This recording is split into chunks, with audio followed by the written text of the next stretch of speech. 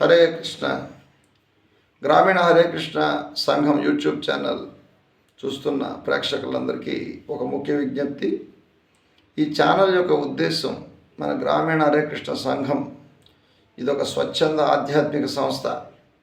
ఎలాంటి ఫలాపేక్ష లేకుండా మన ప్రజలకి కృష్ణ భక్తి, భగవద్గీత, అదేవిధంగా జగద్గురులైన ప్రపంచవ్యాప్త కృష్ణ చైతన్యోద్యమ సంస్థాపక ఆచార్యులైన శ్రీల ఏసీ భక్తివేదాంత స్వామి ప్రభుపాదుల వారి యొక్క బోధనలను, వారి ఇచ్చిన ఉపదేశాలను ప్రజల్లో విస్తృతంగా ప్రచారం చేయడానికి మన సంస్థ పనిచేస్తుంది. ఆ సంస్థ యొక్క కార్యకలాపాలను రకరకాల వీడియోలు, షార్ట్స్ రూపంలో ప్రసారం చేయటం, పరిచయం చేయటం, దాంతోపాటు ప్రభుపాదుల వారు అనేక పుస్తకాలు రాశారు. భగవద్గీత, శ్రీమద్ భాగవతం లాంటి ఉద్గ్రంథాలను వారు సంస్కృతం నుండి అనువదించి ప్రజలకు అందుబాటులో ఉండే విధంగా వారు అందించారు. వాటి ఆధారంగా కొన్ని ప్రవచనాలు, కొంత శిక్షణ, ఆధ్యాత్మిక శిక్షణ ఇవ్వడం జరుగుతుంది. కాబట్టి దయచేసి ఈ ఛానల్ వీక్షిస్తున్నటువంటి ప్రేక్షకులు ఈ వీడియోని, ఏ వీడియో ఇచ్చినా చివరి వరకు దాన్ని పూర్తిగా చూడవలసిందని కోరుతున్నాం. చూసిన తర్వాత మీకు ఆ కార్యక్రమం, ఆ ప్రవచనం మీకు నచ్చినట్లయితే దాన్ని ఇలాంటి ఆలోచన ఉన్నవాళ్ళు, ఎవరైతే ఆధ్యాత్మికంగా విషయాలు తెలుసుకోవాలి, ఒక ప్రామాణికమైనటువంటి ఒక సద్గురువుని ఆశ్రయించాలి అనేటటువంటి ఆసక్తి ఉన్నవాళ్ళు, విషయాలను లోతుగా, యథార్థంగా గురు శిష్య పరంపర ద్వారా తెలుసుకోవాలనుకునే వాళ్ళు ఎవరైతే ఉంటే వాళ్ళకి ఇది షేర్ చేయండి. అదేవిధంగా మన స్క్రీన్ పైన కింది భాగం రైట్ సైడ్లో ఒక సబ్స్క్రైబ్ బటన్ ఉంటుంది. దాన్ని ప్రెస్ చేస్తే బెల్ ఐకాన్ వస్తుంది. దాన్ని ప్రెస్ చేస్తే మీరు సబ్స్క్రైబ్ అవుతారు.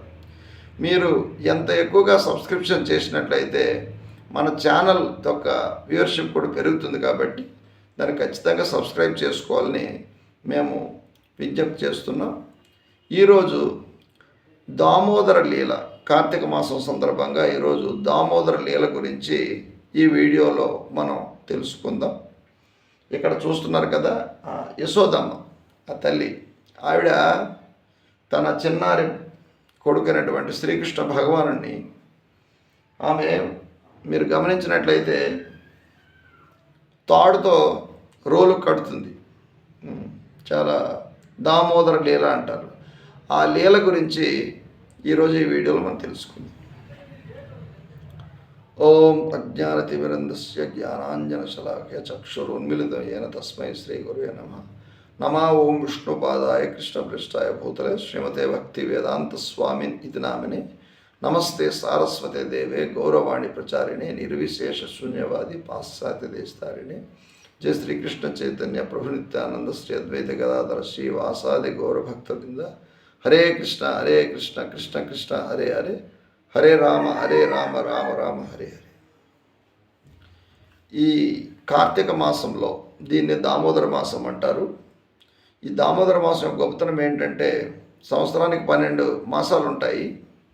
ఈ మాసంలో శ్రీకృష్ణ భగవానుడు ప్రత్యేకమైన కృపని మన అందరి మీద కురిపిస్తున్నాడు. అంటే మిగతా మాసాల్లో మనం ఏదైనా ఆధ్యాత్మిక కార్యక్రమం, హరినామాన్ని జపించడం కావచ్చు, అదేవిధంగా భాగవత శ్రవణం చేయడం కావచ్చు, ఏదైనా తీర్థయాత్ర, బృందావనము, మధుర, అదేవిధంగా పూరి జగన్నాథ స్వామి, అదేవిధంగా శ్రీరంగ క్షేత్రము, అదేవిధంగా అనేక తీర్థక్షేత్రాలు ఉన్నాయి. చైతన్య మహాప్రభుల యొక్క జన్మస్థానటువంటి మాయాపూర్ ధాము, ఇలాంటి క్షేత్రాలు, ఈ క్షేత్రాలు దర్శనం చేయడం వల్ల మిగతా నెలల్లో అలాంటి సేవా కార్యాలు, ఆధ్యాత్మిక కార్యాలు చేయడం వల్ల ఏ ఫలితం వస్తుందో, ఈ కార్తీక దామోదర మాసంలో ఆ కార్యాలు చేయడం వల్ల కొన్ని వేల రెట్లు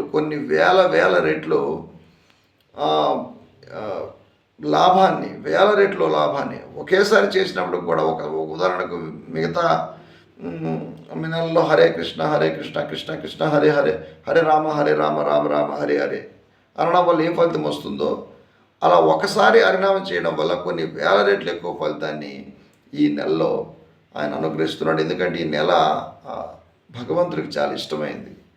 కాబట్టి ఈ దామోదర మాసంలో మనం ప్రతిరోజు కూడా దామోదరాష్టకాన్ని చదువుతాము. దాని గురించి నేను వివరిస్తాను, శ్రద్ధగా వినాలని కోరుతున్నాం. ఈ శ్రీకృష్ణ భగవానుడు మనకు తెలుసు, భగవద్గీత చెప్పాడు, పరిత్రాణాయ సాధునాం వినాశాయ చదుష్కృతం ధర్మ సంస్థాపనార్థాయ సంభవామి యుగే యుగే. సంభవామి అంటే నేను అవతరిస్తాను, పుట్టడం కాదు, మనం పుడతాం. పుట్టుక అంటే మనం ఒక తల్లిదండ్రులకి పుడతామన్నమాట. అది ఎలా అవుతుంది? మన కర్మ అనుసరించి మనం చేసినటువంటి పనులు, కర్మలు, మన యొక్క ఆలోచనలు, మన కోరికలు, దాన్ని బట్టి ప్రకృతి మాత మనకి వేరే శరీరం ఇస్తుంది. అప్పుడు ఏ తల్లిదండ్రులు ఉంటారు, ఎక్కడ పుడతామో, మనిషిగా పుడతామా లేదా జంతువు అయిపోతామా, చెట్టు అయిపోతామా మనకు తెలియదు. ఎందుకంటే మనము సాధారణ జీవులు, కర్మబంధంలో ఉన్నవాళ్ళు, సత్వ రజోస్తమో గుణమైనటువంటి ప్రకృతి కంట్రోల్లో ఉంటాం. కానీ భగవంతుడు అలా కాదు.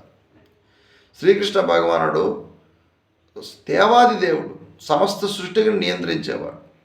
ఆయన ఎప్పుడైతే ఈ భౌతిక ప్రపంచంలోకి వస్తాడో, అవతారము అంటే దిగి రావటం, దిగి వస్తున్నాడు. ఉదాహరణకి ప్రభుపాదులు వారు, జగద్గురుశైల ప్రభుపాదులు వారు చాలా సందర్భాల్లో చెప్తారు. ఎందుకంటే మనకు విషయంలో మనకు ఒక క్లారిటీ ఉండాలి కాబట్టి చెప్తున్నాను. ప్రభుపాదులు వారు ఏమన్నారంటే, ఉదాహరణకి తప్పు చేసిన వాళ్ళు, నేరం చేసిన వాళ్ళు జైలుకి పంపిస్తారు ప్రభుత్వం, కోర్టులో న్యాయస్థానంలో విధించిన శిక్ష బట్టి. ఒక్కొక్కసారి ప్రభుత్వాధినేత, గవర్నర్ కానీ, ముఖ్యమంత్రి లేదా ప్రధానమంత్రి స్థాయి వ్యక్తులు కూడా జైలుకు వస్తారు. ఎందుకు వస్తారు? జైలు కూడా వాళ్ళ పరిపాలన ఉంది కాబట్టి జైలు ఎలా ఉంది, అక్కడ పరిస్థితులు ఎలా ఉన్నాయని తెలుసుకోవడానికి వస్తారు. అయితే మూర్ఖులైనటువంటి కొందరు ఖైదీలు ఇలా అనుకోవచ్చు, ఓహో మన దేశాధినేతే వచ్చాడే జైలుకి, ఇతను కూడా మనలాగా తప్పు చేసి వచ్చి ఉంటాడేమో అనుకోవచ్చు. అలా అనుకోవడం వల్ల మూర్ఖత్వం, అజ్ఞానం. అలా వాళ్ళు అనుకున్నంత మాత్రం చేత ఆ దేశాధినేత, గవర్నరు లేదా ప్రధానమంత్రి ఖైదీ అయిపోరుగా.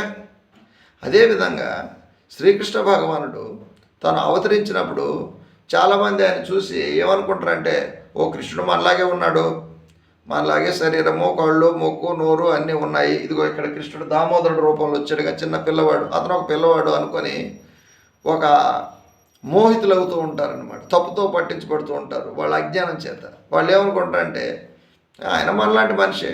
చాలామంది ఈ రోజుల్లో కొంచెం ప్రవచనాలు అన్నింటిలో కూడా కొంతమంది అజ్ఞానం చేత, తెలియని తన చేత అంటుంటారు, కృష్ణుడు, శ్రీరామచంద్రుడు భౌతిక ప్రపంచంలోకి వచ్చారు, వాళ్ళు పుట్టారు, కష్టాలు పడ్డారు. కష్టాలు ఆయన ఎందుకు పడతాడు? ఆయన ఒక సందేశం ఇస్తున్నాడు. ఒకవేళ భౌతిక ప్రపంచంలో భౌతికమైనటువంటి సంగత్వంలో పడినట్లయితే ఈ విధంగా నువ్వు కష్టాలు పడాల్సి ఉంటుందయ్యా అని చూపిస్తున్నాడు. శ్రీరామచంద్ర భగవానుడు వనవాసంకి వెళ్ళవలసి వచ్చింది. తన మహాసాధ్విత అనేటువంటి ధర్మపత్ని అనేటువంటి సీతామాతకి దూరం కావాల్సి వచ్చింది. అదే కృష్ణావతారంలో స్వయంగా ఆయన తల్లిదండ్రులు జైల్లో ఉండాల్సి వచ్చింది. మామూలుగా ఎవరైనా పుట్టినప్పుడు ఎంతో ఆనందంగా వేడుక జరుపుకుంటాం కదా, ఆ వేడుక జరిపే అవకాశం వాళ్ళకి లేదు. ఈవిడ యశోదామాత, ఆవిడ పెంచుకున్న తల్లి కన్న తల్లిదండ్రులు ఉన్నారు వేరే, దేవకి వసుదేవులు, వాళ్ళిద్దరు జైల్లో ఉన్నారు ఆ టైంలో. శ్రీకృష్ణ భగవానుడి యొక్క తల్లిదండ్రులు జైల్లో ఉండడం ఏమిటంటే ఆ విధంగా మనకి చూపిస్తున్నాడు. నాయన, భగవంతుడి యొక్క తల్లిదండ్రుల స్థాయిలో ఉన్నవాళ్ళు సైతం ఈ యొక్క దుఃఖాలయం అశాశ్వతం, ఈ యొక్క భౌతిక ప్రపంచంలో వచ్చినప్పుడు కష్టాలు పడాల్సిందని సందేశం ఇవ్వడానికి ఆయన వస్తున్నాడు తప్ప ఆయన దాన్ని బంధించబడి రాలి. ఆయన అవతరించినప్పుడు ఎన్నుకుంటాడు, ఈవిడ నా తల్లి, ఇతను నా తండ్రి, ఇక్కడ నేను అవతరించాలి. మనం వాళ్ళు ఎంచుకున్నామా? మనకు తెలుసా ఫలానా వ్యక్తి మన తల్లి, ఫలానా వ్యక్తి తండ్రి అని ఎంచుకొని వచ్చామా? లేదు కదా, మనకు తెలియదు. పుట్టిన తర్వాత అది కూడా పెరిగి పెద్ద ఊహ తెలిసిన తర్వాత తెలిసింది. కానీ భగవంతుడు మనకి తేడా లేదనే విషయం మనం గ్రహించలేకపోతాం అజ్ఞానం చేత. కాబట్టి అది గ్రహించాలి. సో శ్రీకృష్ణ భగవానుడు పరిత్రాణాయ సాధన, భక్తులను సంతోషపెట్టడం కోసం అనేక లీలలు చేస్తున్నాడు. లీల అంటే మనం మామూలు భాషలో అర్థం చేసుకోవాలంటే ఒక రకమైనటువంటి ఒక డ్రామా లాంటిది అనమాట. ఊరికే అట్లా భగవంతుడు నటిస్తూ ఉంటాడు. ఈ లీలలో మనం చూడవచ్చు, శ్రీకృష్ణ భగవానుడు ఒకసారి తను చిన్న కృష్ణుడు, చాలా చిన్న ఏజ్, పాలు తాగే వయసు అనమాట, వచ్చి యశోదమ్మకి అడిగాడు. యశోదమ్మ సమయంలో ఇక్కడ మనకి శ్రీమద్ భాగవతం 10వ స్కందంలో ఈ లీల గురించి చాలా స్పష్టంగా వివరించారు. ప్రభుపాదులు వారు రాసింది. దేవాదేవుడు శ్రీకృష్ణ భగవానుడు అని ఉంటుంది. ఈ ఈ ఈ యొక్క గ్రంథంలో మనకి చెప్పారు. ఏం చెప్తారంటే ఈ లీల శ్రీమద్ భాగవతం 10వ స్కందంలో అది ఉంది. ఆ లీలలో కృష్ణుడు వచ్చి అడుగుతూ ఉన్నాడు. ఏమని అడుగుతున్నాడు? యశోదమ్మని, అమ్మ నాకు ఆకలిగా ఉంది. ఆమె పెరుగు చిలుకుతూ ఉందన్నమాట. పెరుగు చిలుగు వెన్న తీసేవారు. ఆ వెన్నను వాళ్ళు వాణిజ్యం చేసేవాళ్ళు. వాళ్ళ యొక్క వృత్తి అది. గోరక్ష చేయడం, గోసేవ చేయడం, గో ద్వారా వచ్చిన ఉత్పత్తులు అమ్మటం ద్వారా వాళ్ళ ఇది ఆ గోకుల వాసులు అలా ఉండేవాళ్ళు. ఆవిడ వెన్న తీస్తూ ఉంది. వెన్న కాదు, ముందు నాకు నా ఆకలిని తీర్చాలి, ఫస్ట్ నాకు ఆకలిగా ఉంది అని అన్నప్పుడు యశోదమ్మ సరే నాయన అని శ్రీకృష్ణుడికి ఆవిడ పాలు తాగిస్తూ ఉంది. ఆ పాలు తాగిస్తున్నప్పుడు హఠాత్తుగా గుర్తొచ్చింది. ఆ రోజు ఇంట్లో ఎవరు లేరు, పని ఆవిడ రాలేదు. ఆ పొయ్యి మీద ఆవిడ పాలు పెట్టి ఉందన్నమాట. అది మరి పొంగి పడిపోతాయి అనే ఉద్దేశంతో ఆవిడ పరిగెట్టుకుంటూ కృష్ణ ఉండు, నేను అది పొయ్యి ఆపొస్తానని ఆవిడ వెళ్తాను. వెళ్ళిన తర్వాత శ్రీకృష్ణకి అది నచ్చలేదు. నేను పాలు తాగుతున్నప్పుడు ముందు నా ఆకలి బాధ తీర్చడం మానేసి నువ్వు ఇంటి పనులకు వెళ్ళిపోతావా అని చెప్పి ఒక రాయి తీసుకొని, ఎంత లీల అది, అక్కడ ఉన్నటువంటి ఆ పెరుగు పాలు తాలూకా ఏదైతే కొండలు ఉంటాయి కదా వాటిని విరగొట్టేస్తారు, ధ్వంసం చేస్తారు, అన్నీ కింద పడిపోతాయి అన్నమాట. ఆ తర్వాత కృష్ణుడు ఏమి తెలియనట్టు ఏడ్చుకొని అలాగా నటించుకొని వెళ్ళి ఇంకో దగ్గర వెన్న తీసుకొని తింటూ ఉంటాడు, అటు ఇటు చూసుకొని. యశోదమ్మ మీద వచ్చి గమనించేసరికి అప్పుడు అనుకుంటుంది, ఓహో పిల్లవాడు చాలా తెలివైన వాడు, నేను ధ్వంసం చేసేది నేనేం తెలిస్తే కొడతారనే ఉద్దేశంతో వెళ్ళిపోయాడని చెప్పి కర్ర తీసుకొని వస్తుంది. తీసుకొని వచ్చి అన్న నువ్వు ఇలా తప్పు చేస్తావా అని చెప్పి మీరు చూడవచ్చు. ఈ గ్రంథంలో మనకు చూపించారు. కృష్ణుడిని ఇలాగ వెంట పడుతూ ఉంటుందండి. కృష్ణుడిని తరుముతూ ఉంటుంది, కర్ర పట్టుకొని తరుముతూ ఉంటుంది అనమాట. కృష్ణుడు పరిగెడుతూ ఉంటాడు. ఆచార్యులు ఏం చెప్తారంటే, యోగులు ఋషులు కొన్ని వందల వేల సంవత్సరాలు తపస్సు చేసినప్పుడు కూడా కృష్ణుడు పట్టుకోలేరు. కృష్ణుడు పట్టుకో సాధ్యం కాదు. కానీ శ్రీకృష్ణ భగవానుడు ధ్యానానికి, యోగానికి, అదేవిధంగా దీనికి ఆయన వసుడు కాడు. కానీ యశోదమాత, బ్రజవాసులు వాళ్ళ యొక్క ప్రేమ, వాళ్ళు ఎప్పుడు కూడా శ్రీకృష్ణ భగవానుడిని, గోపికలు కానీ బ్రజవాసులు ఎవరైతే బృందావనవాసులు ఎప్పుడు కూడా దేవాది దేవుడు పూర్ణ పురుషోత్తం భగవంతుడిగా చూడలేదు. వాళ్ళు ఏమనుకున్నారంటే కృష్ణుడు మా బాబు, మా పిల్లవాడు. ఇంకా విష్ణుమూర్తిని పూజించేవాడు, కృష్ణుడిని ఎప్పుడు పూజించేవాళ్ళు కాదు. వాళ్ళ ప్రేమ భావన వాళ్ళది. ఆ ప్రేమ భావన, వాత్సల్యంతో కూడా ప్రేమ భావనకి శ్రీకృష్ణ భగవానుడు చివరికి అటు తిరిగి పరిగి మొత్తానికి తనంతట తాను దొరికిపోతాడు. ఎందుకు ఆవిడకి ఇబ్బంది పెట్టమని. యశోదమ్మ కర్ర తీసుకొని కొట్టడానికి ప్రయత్నం చేస్తుంటుంది. కృష్ణుడు చాలా భయపడినట్టు నటిస్తుంటాడు. అమ్మో నా కొట్టకు, అమ్మో ఇలాగ కళ్ళు నొప్పుకొని ఇలా అంటే అతని ఉద్దేశం ఏంటంటే, అక్కడ శాస్త్రం ఏం చెప్తున్నట్టే ఆచార్యులు, అది కేవలం అతని ఉద్దేశం తన తల్లికి సంతోషపెట్టడం. వాస్తవానికి మూర్తీభవించిన భయమే కాదు, మూర్తీభవించిన భయం సైతం కృష్ణుడు చూసి భయపడుతుంది. అంత శక్తిమయధ్యక్షణ ప్రకృతి. కృష్ణుడు చెప్తున్నాడు, కృష్ణుడు ఎంత శక్తివంతుడు అంటే సమస్త సృష్టిని నియంత్రించేవాడు. ఆయనకి భయం ఏమిటి? ఉదాహరణకు మనం ఎప్పుడైనా ఒక సముద్రం ఒకటి నిల్చున్నాం అనుకోండి, అది పెద్ద సముద్రం, మహాసముద్రం. ఆ సముద్రం ఎంత పెద్ద లోతైందైనా, ఎంత శక్తివంతమైంది అయినప్పటికీ ఆ ఏదైతే ఒక రేఖ ఉంటుంది, ఆ తీర రేఖ దాటి మన దగ్గర రాదని మనకు తెలుసు. ఎందుకు తెలుసు? కృష్ణుడు అక్కడ కండిషన్ పెట్టాడు. అక్కడ ఓ సముద్రదేవా, నువ్వు చాలా శక్తివంతుడు అయి ఉండొచ్చు, కానీ నీ స్థాయి ఎంతవరకు, ఈ లైన్ దాటి నువ్వు రాకూడదు. ప్రభుపాదులు వారు చెప్పారు చాలా సందర్భాల్లో, ఈ లైన్ వరకే నీది, కాబట్టి అంత గొప్ప దేవతలు, అష్టదిక్పాలకులు వీళ్ళంతా కూడా శ్రీకృష్ణుని యొక్క నియంత్రణలో ఉంటారు. కృష్ణుని ఎవరు నియంత్రించేస్తారు? భయం ఆయనకి ఏం చేస్తారు? కాకపోతే నటిస్తున్నాడు. అమ్మో అమ్మో కొట్టొద్దు, నాకు కొడితే నేను చేయలేను అది అంటే, యశోదమ్మ సరే నువ్వు కొడితే ఇబ్బంది పడతావు, పిల్లవాడు ఎక్కువ భయపడడం మంచిది కాదు, మళ్ళీ అతను మానసికంగా ఇబ్బంది పడతాడని అనుకొని, సరే ఈ అల్లరైతే కంట్రోల్ చేయాలి కదా అని తీసుకొచ్చి రోలు ఉంటుంది అండి, ధాన్యం దంచే రోలు, ఆ రోలుకి తాడు వేసి కట్టే ప్రయత్నం చేస్తుంటాడు. తాడేసి కట్టేది కృష్ణుడిని ఎవరు బంధించగలరు చెప్పండి? శ్రీకృష్ణ భగవానుడి యొక్క నియంత్రణలో సమస్త ప్రకృతి, మనుషులు, జీవులు, దేవతలు అందరూ ఉంటారు. అతనికి ఎవరు బంధించగలరు? కానీ యశోదమ్మ తన ప్రేమ ద్వారా అలా ప్రయత్నం చేస్తున్నప్పుడు ఎన్నిసార్లు కట్టే ప్రయత్నం చేస్తున్నా 2 అంగుళాలు తేడా వస్తుంది. చూడండి, మళ్ళీ ఇంకో తాడు తెచ్చింది, మళ్ళీ ఆ తాడు కూడా కట్టినా 2 అంగుళాలు తేడా వస్తుంది. ఎన్నిసార్లు ప్రయత్నం చేసినా 2 అంగుళాలు తేడా వస్తుంది.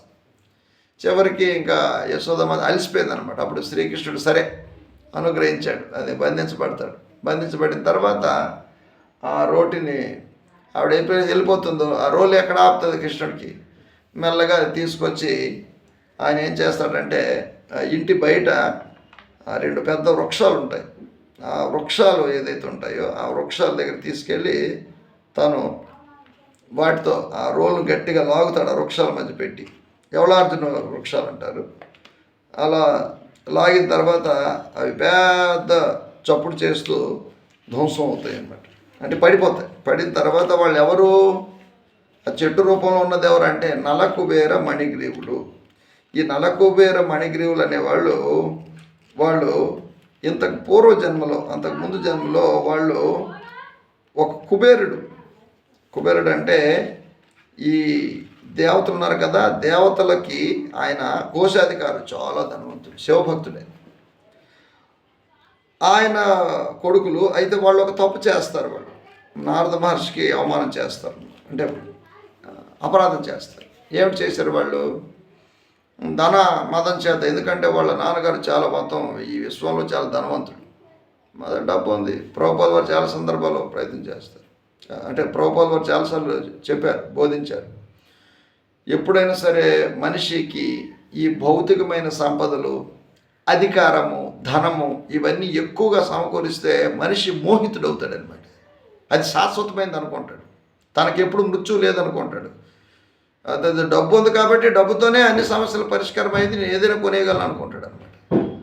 ఆ సందర్భంలో ఈ నారదముని వస్తున్న సమయంలో వీళ్ళు జలక్రీడలు ఆడడానికి ఒక నదిలోకి దిగారు.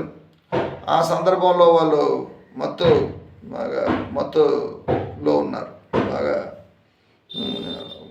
మద్యపాన మత్తులో ఉన్నారు.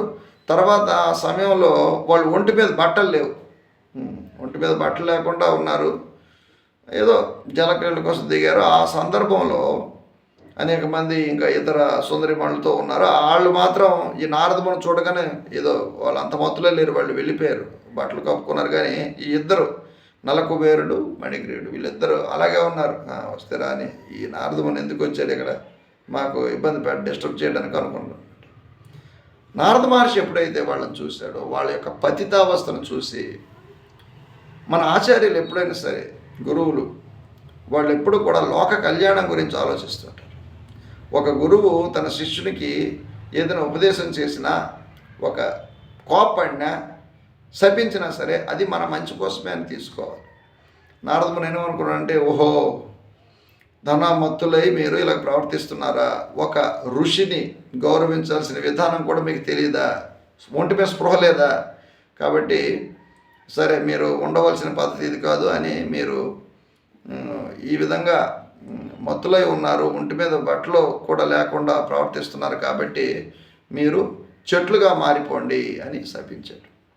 ఎప్పుడైతే శాపం తగిలిందో వాళ్ళు వెళ్ళి ఆయనకి ఏదో విజ్ఞప్తి చేస్తే, స్వామి మరి మేము తప్పు చేశాము, మా తప్పుని తెలుసుకున్నాం, ఏ విధంగా ఈ శాప విమోచన అవుతుందంటే, ఆచార్యులు ఏదైనా శాపం పెట్టినా దాని వెనక ఒక కృప ఉంటుంది. శ్రీకృష్ణ భగవానుడు యొక్క ఇంటి దగ్గర మీరు ఉంటారు నాయన, అలా అనేక దేవతా సంవత్సరాలు అంటారు అన్నమాట. దేవతా సంవత్సరాలు ఇంకా టైం ఎక్కువ ఉంటుంది మన మానవ సంవత్సరం కంటే. అన్ని సంవత్సరాల పాటు ఉండి చెట్లుగా ఉంటారు. అప్పుడే మీ తప్పు తెలుస్తుంది మీకు. శ్రీకృష్ణ భగవానుడు వచ్చి మిమ్మల్ని ఉద్ధరిస్తాడని. శ్రీకృష్ణుడు ఎప్పుడైతే తన ఆ రోల్ని ఇలా లాక్కుంటూ వెళ్ళిపోతాడు, ఆ రోల్ ఏమవుతుంది? కృష్ణుడిని లాక్కుంటూ వెళ్ళి ఆ చెట్ల మధ్యలో, రెండు చెట్లు పక్క పక్కన ఉంటాయి, రెండు మధ్యలో ఆ రోల్ పెట్టి గట్టిగా లాగేసరికి ఆ చెట్లు పడిపోతాయి. దాంట్లో నుండి వీళ్ళు తమ పూర్వ దేహాలను పొంది వచ్చి కృష్ణుడిని నమస్కరించి స్తుతించి వాళ్ళ లోకానికి వాళ్ళు వెళ్ళిపోతారు. ఆ విధంగా కృష్ణుడు నలకుబేర మణిగ్రీవుల్ని ఉత్తరిస్తాడు. కాబట్టి ఆయన ఏ లీల చేసినా, బాల్యలీల చేసినా దాని వెనక ఒక అంతరార్థం అనేది ఉంటుంది. ఇప్పుడు మనం ఈ దామోదరాష్టకం ఉంటుంది, నేను పాడుతాను, మీరు నా వెనక పాడే ప్రయత్నం చేయండి. ఈ దామోదరాష్టకం అనేది ఈ పద్మపురాణం అనే పురాణం నుండి ఈ సత్యవ్రత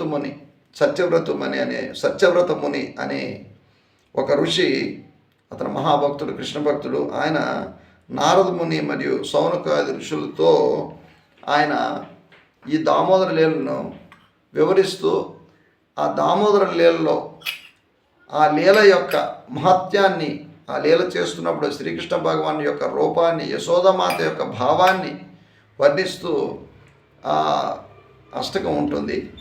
నేను పాడుతాను, నేను పాడిన తర్వాత మీరు పాడే ప్రయత్నం చేయండి. సంస్కృతంలో ఉంటుంది, కొంచెం కష్టం అవుతుంది, అవకాశం ఉన్నందువరకు ప్రయత్నం చేస్తారు. జయో రాధా దామోదర రాధా దామోదర రాధే రాధా దామోదర రాధా దామోదర రాధే నమామీశ్వరం సచ్చిదానందరూపం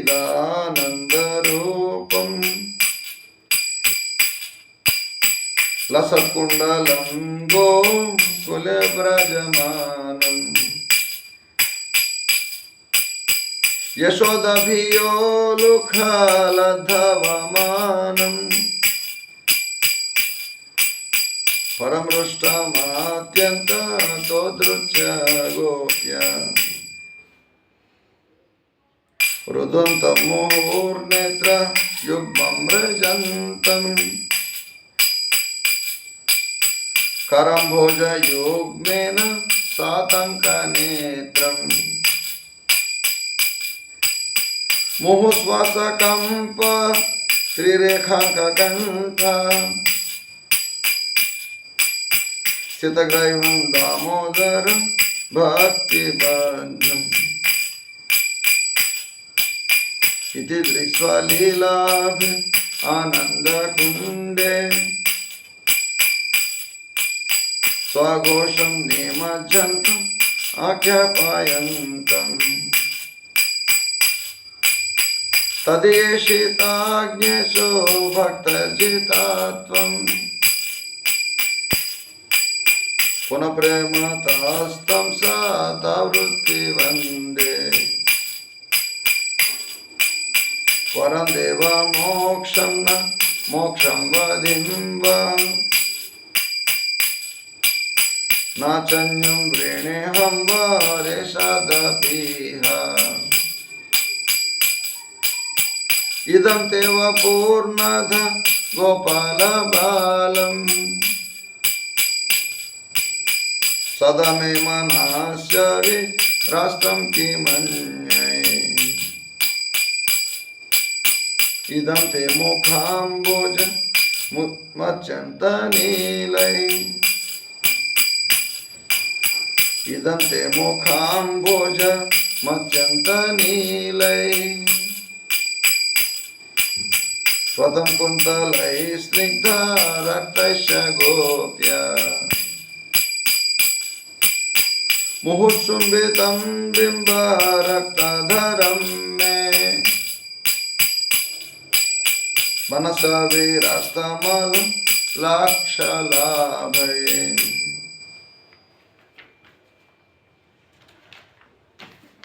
नमो देव दामोदर अनंत विष्णु प्रसीद प्रभो दुःख जलाब्धिमग्नम् कृपादृष्टि वृष्ट्यति दिनं बतानो गृहणीश मामज्ञ मेध्यक्षिदृश्य गृहणीश मामज्ञ मेध्यक्षिदृश्य कुबेरात्मजो बद्ध मुच्चैव यद्वत् स्वयमुचितो भक्ति वाजो कृतौ च तथा प्रेम भक्ति स्वाकं मे प्रयच्छ न मोक्षे ग्रहो मेस्ति दामोदरेह नमस्ते धाम्ने पुरधिति धाम्ने नमस्ते धाम्ने पुरदीप्ति धाम्ने पदयोदराय विश्वस्य धाम्ने नमो राधिकाय त्वदीय प्रियाय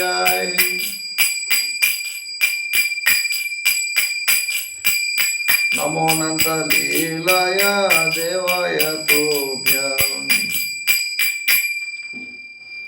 नमामीश्वरं सच्चिदानन्दरूपम् लसत्कुण्डलं गोकुलव्रजमानम् यशोदभियोलुकालधममानम् यशोदभियोलुकालधममानम्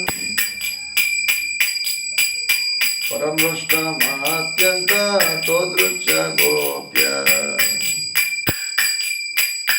हरे कृष्णा कृष्णा कृष्णा हरे हरे हरे राम राम राम हरे हरे हरे कृष्णा कृष्णा कृष्णा हरे हरे हरे राम राम राम हरे हरे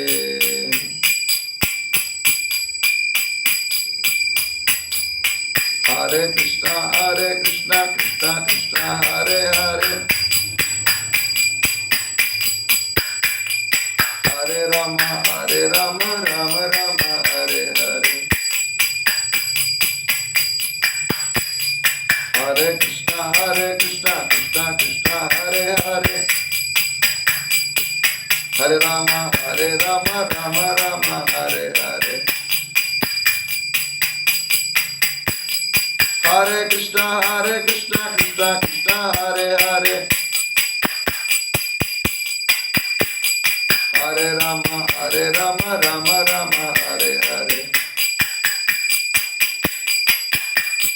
हरे कृष्णा कृष्णा हरे हरे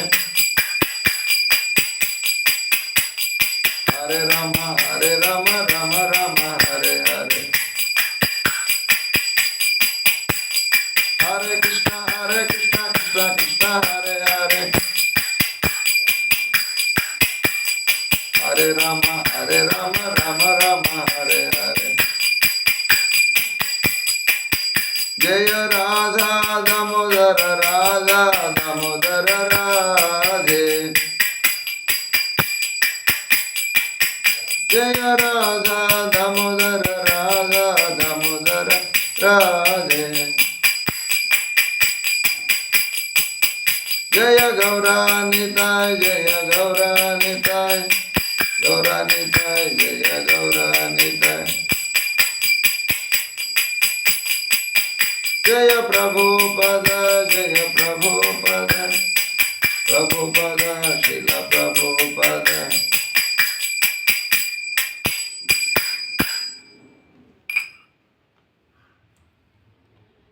श्री श्री राधा दामोदर भगवान की जय, यशोदा मैया की जय, दामोदर मास की जय, हरे कृष्ण महामंत्र की जय, जगत गुरु श्रील प्रभुपाद की जय। हरे कृष्ण।